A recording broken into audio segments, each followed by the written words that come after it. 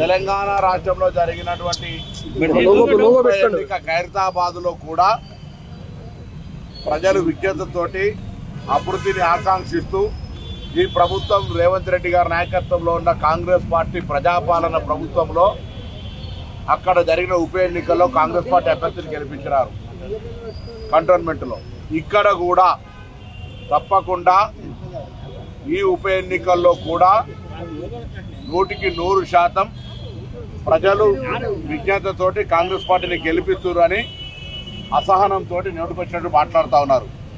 ఉనికి లేదు ఇక్కడ. నేను జాలి పడతా ఉన్నా నా సోదరి పట్ల. ఎవరికైనా బాధ ఉండొచ్చు, కానీ వేదికల మీద రాజకీయ ప్రసంగాల మధ్య కన్నీళ్లు పెట్టుకొని సానుభూతి ఓట్లు సంపాదించాలనే ప్రయత్నం చేస్తున్న మీ కేటీఆర్, హరీష్ రావు, ఇతర టీఆర్ఎస్ నాయకులను కోరుతా ఉన్నారు. మీరు 10 సంవత్సరాలుగా జూబ్లీహిల్స్ చేసిన అభివృద్ధికి సంబంధించిన చర్చ రెడీ.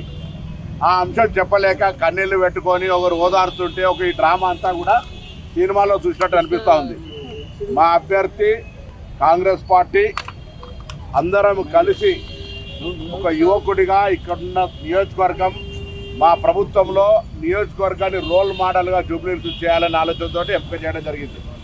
తప్పకుండా ఈ దెబ్బతోటి శాసనసభలో ఓడిపోయినటువంటి దానికి, తిరిగి పార్లమెంట్లో 0 సీట్లకు వచ్చిన దానికి, కంటోన్మెంట్ ఉప ఎన్నిక దెబ్బకు, జూబ్లీహిల్స్ దెబ్బకు గుయ్యం అనేటువంటి పరిస్థితి వాళ్ళు ఎదుర్కొంటారు.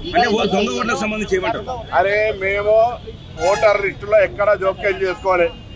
వాళ్ళే జూబ్లీహిల్స్కు సంబంధించి చనిపోయిన వాళ్ళ గురించి విమర్శించద్దు, కానీ జూబ్లీహిల్స్ నియోజకవర్గం తిరిగే సందర్భంలో 100 మంది మాగంటి బాధితులు ఓట్లు తీసేసి ఇండ్లు గులగొట్టి కేసులు పెట్టి వాళ్ళ పార్టీ మా పార్టీ అని లేకుండా ఎవరు ఎదురు తిరిగితే వాళ్ళని అణచివేసినటువంటి మనస్తత్వం ఉన్నటువంటి వాళ్ళు దొంగ ఓట్లైనా ఇంకోటైనా దాదాగిరి అయినా వాళ్ళే చేసిరు. మేము కాంగ్రెస్ పార్టీ ప్రజాస్వామిక పార్టీ నియంతృత్వంగా పోదాల్చుకోలేదు. తప్పకుండా ఓటు చోరీ భారతీయ జనతా పార్టీ టీఆర్ఎస్ కలిపి ఆడుతున్నటువంటి డ్రామా మా నాయకుడు ఇవాళ దేశవ్యాప్తంగా జరుగుతున్న ఓటు చోరీ మీద మాట్లాడుతూ ఇవాళ కూడా ఇక్కడ కూడా ఓట్లకు సంబంధించి ఏదైనా అంశం ఉంటే అది భారతీయ జనతా పార్టీ టీఆర్ఎస్ బాధ్యత వహించాలని డిమాండ్ చేస్తాను.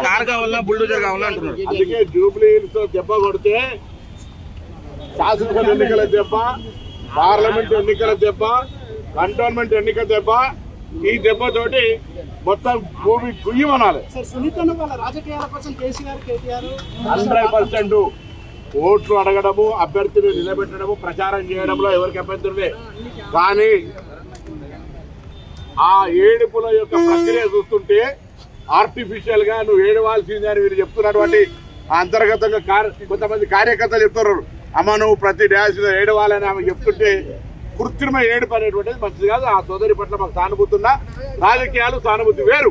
జనం ఆమె మాట్లాడుతున్న సందర్భంలో మాట్లాడుతుంటే కింద నుంచి స్పందన వస్తుంటే, మొన్ననే భర్తను కోల్పోయినటువంటి ఆమె తన భర్తను గుర్తు చేసుకుంటూ బాధతో కన్నీళ్ళు తెచ్చుకుంటే అది నువ్వు డ్రామా అంటావా?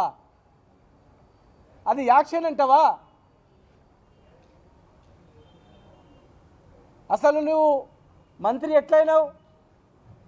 ఆ కమ్మ సామాజిక వర్గం వాళ్ళు ఓట్లేస్తేనే మంత్రి అయినావు. ఇప్పుడు మంత్రి ఎట్లయినావు? ఆ సామాజిక వర్గ కోటలే మంత్రి అయినావు.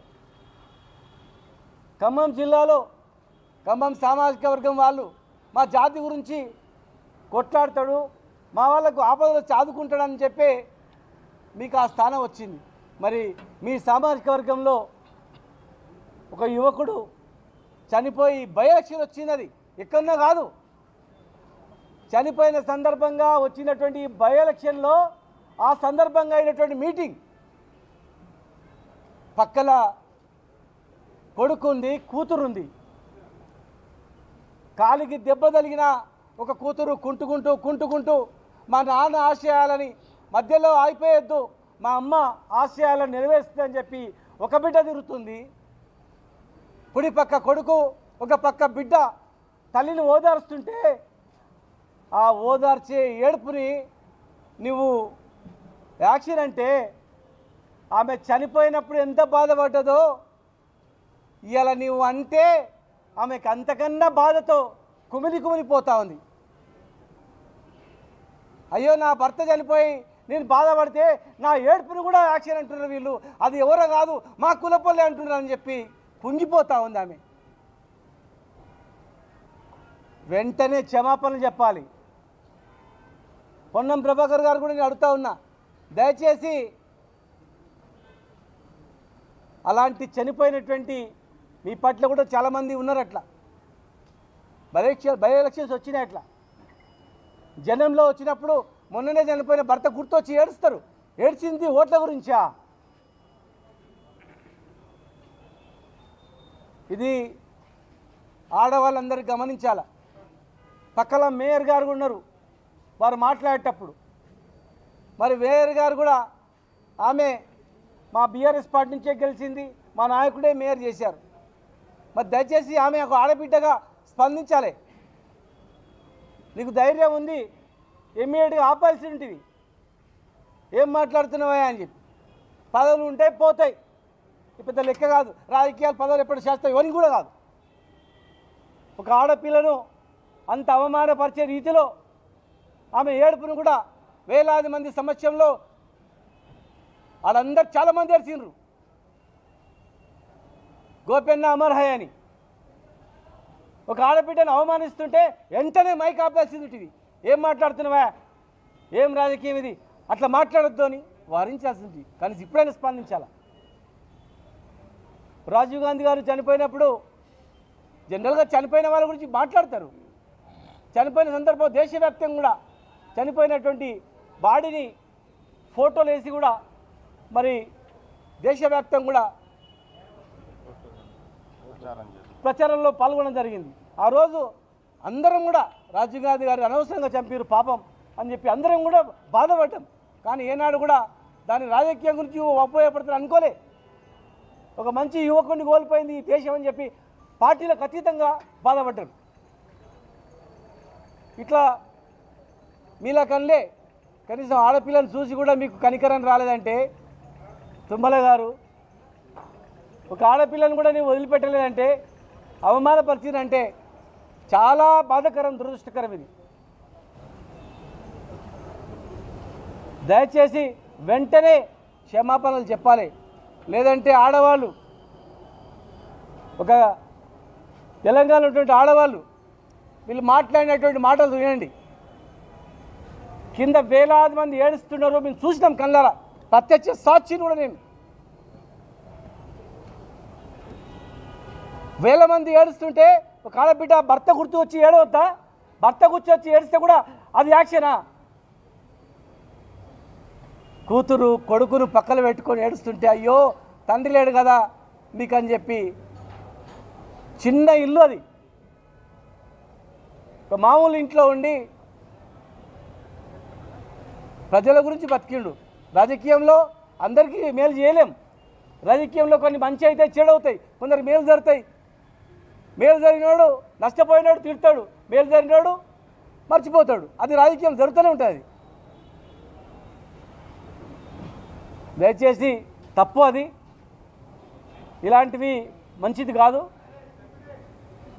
మహిళలారా ఒక్కసారి మీరు వినండి, వీళ్ళ భాష వినండి, వీళ్ళ కథ వినండి. ఇది పద్ధతేనా అడగండి.